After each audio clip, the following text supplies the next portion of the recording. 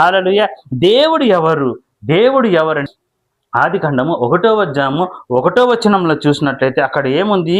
ఆదికాండము 1వ అధ్యాయము 1వ వచనంలో మనం చూసినట్లయితే ఆదియందు దేవుడు భూమి ఆకాశములను సృజించెను. భూమి ఆకాశమును సృజించాలి.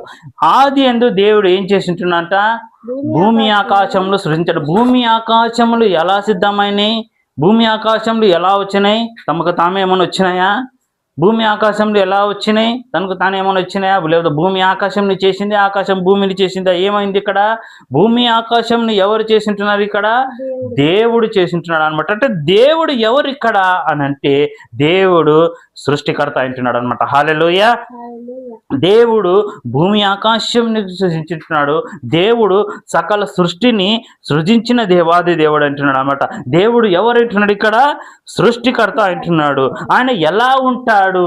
దేవుడు ఎలా ఉంటాడు అని అంటే యోహాను సువార్త 1వ అధ్యాయము 1 నుంచి 4 వరకు మనం చదువుకున్నట్లయితే అక్కడ ఉంది దేవుడు ఎలా ఉంటాడు.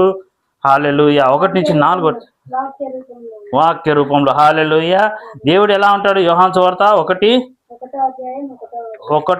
నుంచి 4 వరకు చదువుకుందాం. దేవుడు ఆదియందు వాక్యం ఉండెను, వాక్యము దేవుని యొద్ద ఉండెను, వాక్యము దేవుని యొద్ద ఉండెను, వాక్యము దేవుడై ఉండెను, వాక్యము దేవుడై ఉండెను. దేవుడు ఎలా ఉన్నాడంటే మొదలు వాక్యంగా ఉన్నాడు అనమాట. వాక్యం ఎక్కడున్నది?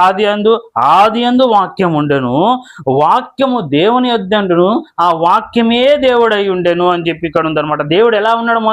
ముందు వాక్యంగా ఉన్నాడు అనమాట. ఆ దేవుడు ఇంకా ముందుకు చదువుతాం. ఆ దేవుడు ఆయన ఆదియందు దేవుని యొద్ద ఉండెను, సమస్తమును ఆయన మూలముగా కలిగింది. ఇందాక మనం ఏం చూస్తున్నాం? భూమి ఆకాశం ఎలా కలిగిందంట? భూమి ఆకాశం ఎవరు చేసింటున్నాడు? దాన్ని దేవుడు చేసింటున్నాడు అనమాట. ఇక్కడ కూడా రాసి ఉంది ఏమంటే సమస్తము ఆయన మూలంగానే కలిగి ఉందని చెప్పి. హల్లెలూయా. హల్లెలూయా. సమస్తం ఆయన మూలంగానే కలిగిందంటే, ఒకరి మూలంగా సమస్తం కలిగిందంటే ఆయన ఏమంటారు? దేవుడు అంటారు. ఇంకొకటి ఏమిటి? ఆయన సృష్టికర్త అంటున్నాడు అనమాట. హల్లెలూయా. ఇక ముందుకు చదువుదాం.